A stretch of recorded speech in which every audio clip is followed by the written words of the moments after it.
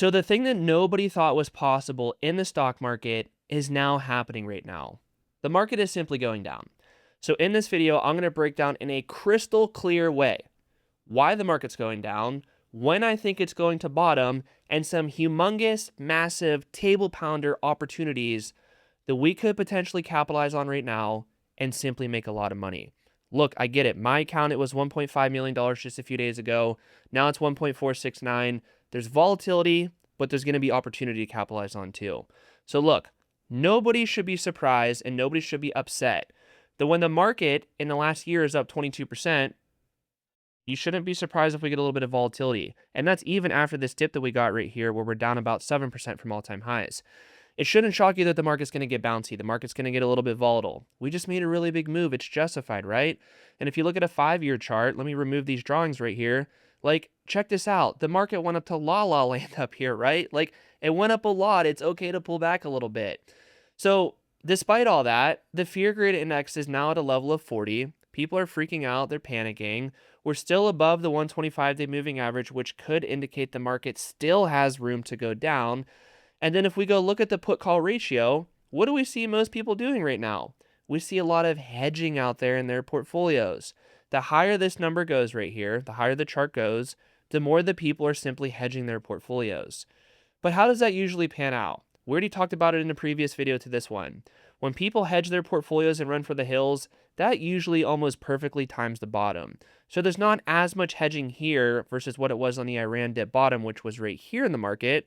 But there is starting to be some hedging that is popping up. There's starting to be some capitulation. There's starting to be some margin calls. There's people getting wiped out right now, believe it or not, and we're only down a few percent. So we're starting to get into bullish categories, what I'm getting at right now. Now, let's focus on some signal. Let's focus on what is likely to move this market in the long term. Number one, it's going to be this right here. This shows since 1980 where the earnings per share growth is at for the S&P 500. We're right here on the red line. The red line shows it's 26.6%. Is that good? Is that bad? I mean, you tell me, just look at the chart. Is it basically there's only only two other times since 1980 that earnings per share growth has been this strong going forward from here. There's only been 2 times. Think about that. That's crazy. And every single time that the EPS growth has jumped, notice when that was. 2010. Basically the bottom of the market post 2008 great financial crisis. What about 2022? That was basically the bottom of the market after it fell 35%. Look at this right here. That was right around here. How did the returns look going forward from there, right? It looked pretty darn good if you ask me. So what do we think is going to happen from here? Well, very simply speaking, where the earnings per share goes is where the stock market is likely to go. If EPS grows 26% year over year, theoretically speaking, we should see the market 26% higher a year from right now, assuming that we're starting at fair value. So the market could make a really, really big move going forward from right here. But the problem is that investors are getting just so hung up on this Strait of Hormuz situation where there's just not a lot of barges going through, oil prices are going up, inflation's going up. Everyone's thinking that we're going to raise interest rates by like a freaking few percent this year. Like, what? We're not going to raise interest rates that much this year if we do. But the way that the market's pricing it in, it's kind of like a guarantee, which I don't think it's a guarantee. Basically, what this means by the end of the year is that there's a 92% chance that we're going to raise rates this year. I think this is way too probabilistic. I do not think interest rate hikes are that probable.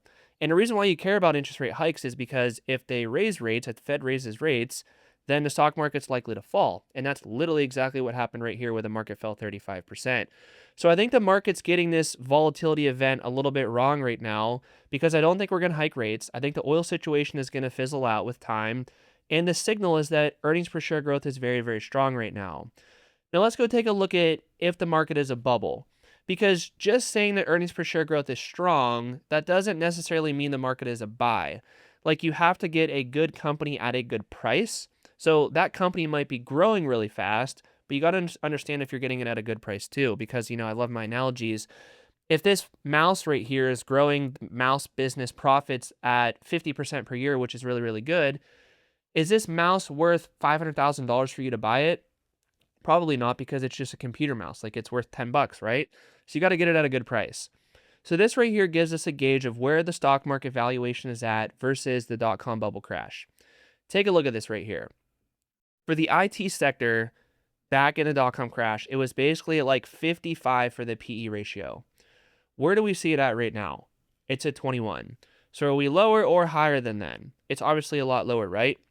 So what this basically means in English is that no matter what Michael Burry says, no matter what people say online on YouTube or X or wherever, the stock market is not a bubble right now. This is what a bubble looks like. This is the price earnings ratio level. This in English means that you're buying this business right here for $55 and it's throwing off $1 per year in profit, meaning it would take you 55 years to get your initial investment back. But down here, you're paying $21 for the business and getting $1 per year in profit. So it's less than half of the valuation versus what it was right here.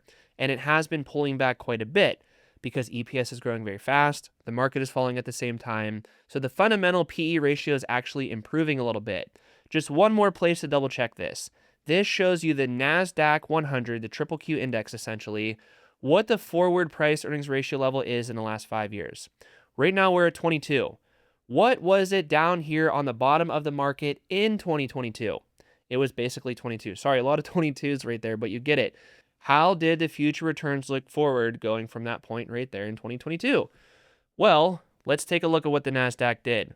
From there to there, 164%. And that is only in about 4 years, less than 4 years right there, 164%. So what I'm getting at is, yes, we are going to get volatility in the stock market in the short term, but you have to keep your pants on. You have to remain calm. You have to see the volatility as opportunity. Because again, I get it. There's fear in the market. The put-call ratio is spiking. The Strait of Hormuz is this. Interest rates are that. The 10-year bond yield is going like this. But this is the signal. We have a fair valuation with very good profit growth. Profits dictate where the market's going to go in the long term. The S&P 500 earnings per share growth has averaged about 10% per year in the long term. That's why the S&P averaged about 10% for the ROI in the long term. Right now, we're over double that. So if you could keep your pants on and be patient, you're likely to capitalize and do well. Okay, now a few other things we got to talk about. The AI sector, it's been absolutely insane.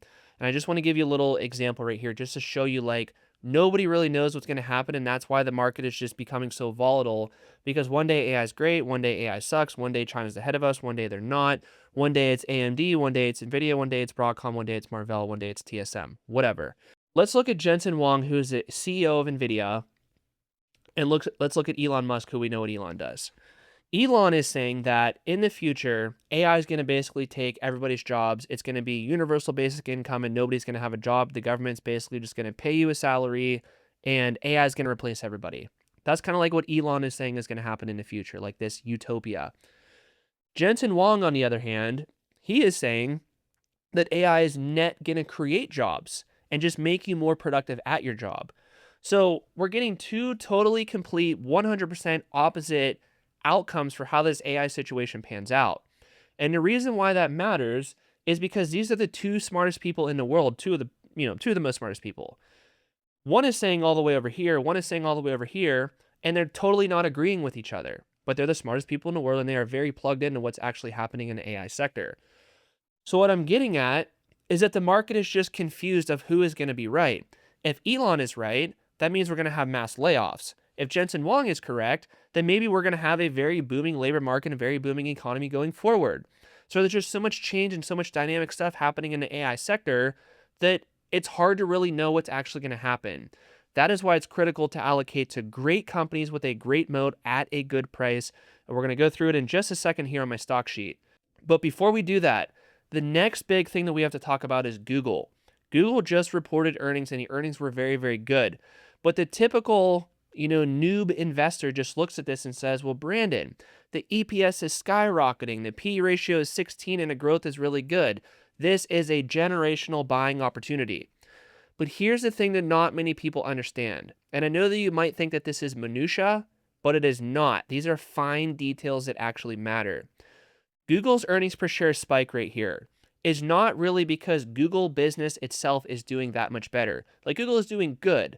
But the vast majority of this earnings per share growth rate here is because Google made investments in SpaceX and Anthropic.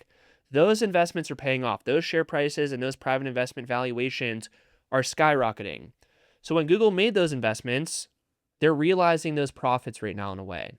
And when they realize those profits, it makes the earnings per share go up. So the point that I'm getting at is this.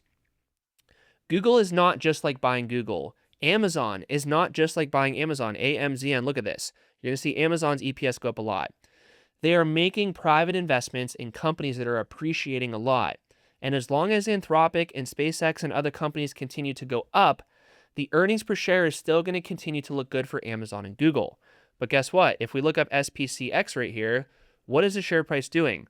We all know since IPO it was over $200 a share and now it's 112. The share price is going down. So what is that actually going to mean for Google next quarter when they report earnings? Instead of having this huge net impact benefit from SpaceX, they actually might have to write that down and show a loss on the SpaceX investment because they're going to bring it to the market price. So there's going to be a lot of volatility in the earnings per share growth for the hyperscalers like the Google, the Amazon, the Meta, the Microsoft, the whatevers, because a lot of them are making these private investments. So their earnings per share growth is dependent upon how those private investments do. And we all know, the stock market bounces around. It's very volatile in the short term. So we're going to see a lot of volatility in the earnings per share for Google going forward. So I guess what the point I'm getting at is here. The next 6 months to a year, I expect a lot of volatility. I expect the market to do a lot of what it's kind of been doing in the last couple months, kind of like jiggling around and vibrating, simply because what is AI going to actually pan out to be? How are these private investments actually going to pan out to be? And all this money that they're spending on capital expenditures for the data center build out, are they actually going to fetch an ROI on that? I think that they will, but I think it's going to take a little bit of time to pan out and get the market to actually believe it. Now, if you look at the tip of my cursor right here, I want to show you what I think a stock like Google is actually going to do going forward from right here. Just forget about this over here. This is a chart. Just pretend it's extended over here. I think that Google is going to come down a little bit more and be volatile. Then the market's eventually going to say, okay, I get it.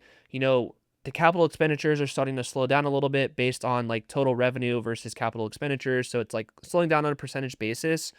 And the market says, well, yeah, like now Google's business is kind of like taking off because they're still spending a lot in CapEx, but it's a less percent of total revenue. And now they're actually getting an ROI on this and monetizing it in a way that actually makes sense. So then the share price is going to get reflected and go up and to the right. And I actually think that's what's going to happen with Meta also. Meta has kind of been trading sideways for quite a few years now. Meanwhile, EPS is going up, but not as fast as the other companies. And you're scooping this up for about 20 times trailing earnings. So when they slow down their capital expenditures and the market actually starts to see a tangible way that they're going to be able to monetize this spending, the stocks are likely to re-rate higher.